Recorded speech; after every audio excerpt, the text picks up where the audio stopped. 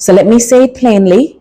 The defeated former MP is free to live his life how he chooses, take a vacation, or move fully into retirement. But he is not free to act as your member of parliament.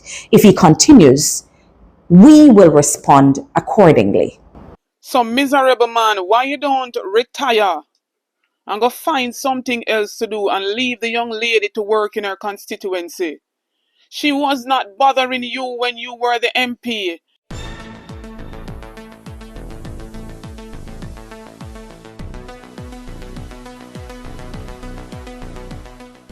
Blessings, ABR family and viewers. Welcome back to the channel. It's your girl, Isabel Rose. And in this one, the Integrity Commission sends 4 investigative reports to the Parliament, same to be tabled as soon as possible. As well as newly minted Member of Parliament for South St. James, Nekeisha addresses a Homer Davis who continues to work in the constituency even though he is not the MP.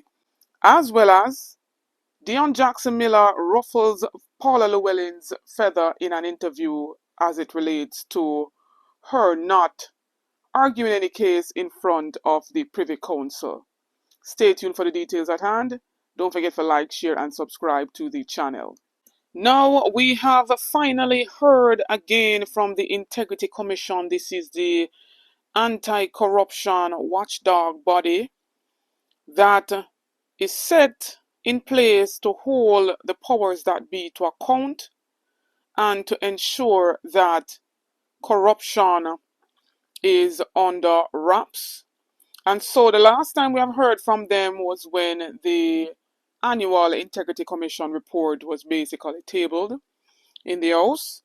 And so in the last 2 days, they sent out an immediate release notifying us, the public, that they have basically submitted 4 investigation reports and 3 indicative rulings to Parliament for tabling, in keeping with its previous made commitment. The documents were formally received and signed for at the Parliament at 11:26 a.m. on September 25th, 2025. Hard copies, as usual, right, of the investigation reports were submitted in separate envelopes under cover of identical letters addressed to the following officials: House Speaker Julian Oates, President of the Senate Tom Tavares Finson, and the Clerk of the Houses of Parliament Colleen Lowe. So we do anticipate to see when they will table these 4 investigation reports. As soon as they're tabled, you know I'll be coming back with an update on same. But in the meantime, does anyone know or have any idea who these reports could be about? Drop that in the comment section below. So here it is now, ABR family and viewers. After Nekeisha flipped South St. James seat in the September 3rd, 2025 general election, right? She gained 6,483 votes to Homer, who gained 6,276 votes, and Leon Adolphus Cunningham from another party who gained 17 votes. Nekeisha Burchell came out victorious in the southern St. James constituency. But lo and behold, Homer Davis, who was the former MP, moving around the constituency same way, even though he lost, doing work in the constituency same way, right? Giving orders to contractors and other personnels. And I don't know why contractors and other personnels are taking orders from him. Haven't you seen the result of the general election of recent, and that Nekeisha Burchell is the sitting MP, the newly minted MP? So why not take orders from Homer same way? I don't understand. But here we have in a video Nekeisha Burchell addressing this matter, and it needed urgent attention. And I do believe that the People's National Party must take them to task. Don't give them no chance. Don't wait for them to continue to do anything to act. Once they are still doing things that are not within the law, one must take them to task, immediate, effective. But I want you to hear what Nekeisha Burchell says. Dear constituents of South St. James, can you believe it? It's been a week since I've been sworn in as our Member of Parliament, officially given the authority to act on our behalf. But since then, I've been hard at work. I've been writing letters, making calls, and meeting with the agencies and the departments and ministries that are there to serve us. My goal is simple. I want to come from a place of facts. I want to know what has been spent, what has been committed, and what remains available so we can plan our projects properly and deliver on the mandate you gave me on September 3. But today, I must pause that work to address an urgent matter. Honestly, I'm surprised that I even have to address something like this. You see, the defeated former MP has been presenting himself as though he still holds authority, even in his own words and on his social media platforms. I have been courteous because I know it can be hard to accept defeat. But since I must explain it in plain language, he is not the MP for South St. James. He recently published a video attaching himself to a government project, even boasting that he intends to do the same with 6 more projects.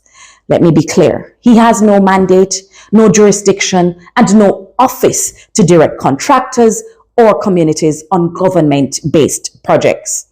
And this is not the first time. At a project in Richmond Hill in the Catadupa division, he was still given instructions until I personally visited with the councillor and set things right. This pattern must stop. On the Constituency Development Fund, I have learned that the former MP has already overcommitted the $20 million allocation for this fiscal year. The majority has already been disbursed, leaving little for our urgent needs. We will, of course, be auditing these commitments to ensure value for money, but for now, let the line be clear. He is not the lawful representative, and he must disassociate himself from all projects in South St. James. Even the Prime Minister, in his remarks last week, sent mixed signals that embolden this kind of behavior. But the reality is simple. The people of South St. James made their choice. That choice was me. And history gives us perspective. In 2016, just 2 weeks after taking office, the JLP renamed a highway built by the PNP after Edward Siaga. They wasted no time in taking ownership because winners take responsibility and losers accept the outcome. You may not always like it, but in a democracy, you respect it. That is what decent, reasonable people do. So let me say it plainly. The defeated former MP is free to live his life how he chooses, take a vacation, or move fully into retirement. But he is not free to act as your member of parliament. If he continues, we will respond accordingly. So to agencies, contractors, and partners, do not accept instructions from him. Engage my office directly. It is a new day in South St. James. Your MP is on the job, and I will not allow sabotage to confuse the public or stand in the way of the people's work. In fact, I've been doing some reading from the Harvard Business Review. I'm reading a book called Managing Creativity and Innovation, because that's how I intend to lead. I have a book I wish to commend to the former MP. This one is called Managing Change and Transition. Some miserable man, why you don't retire and go find something else to do and leave the young lady to work in her constituency? She was not bothering you when you were the MP. It's not her fault why you didn't do as you were mandated to do when you were MP. Allow the young lady to do her job and to do it effectively. People's National Party, please to take these people to task. please to stand up and take these people to task. They have lost their constituency. Wanna move away with a miserable self and leave the People's National Party representative to work as the new members of parliament in their constituency for the people in their constituency. Can you imagine? He has depleted the CDF funds that he received already. So we can speculate, say, a whole heap of it used for vote buying, it seems. Allow the young lady to do her work in her constituency.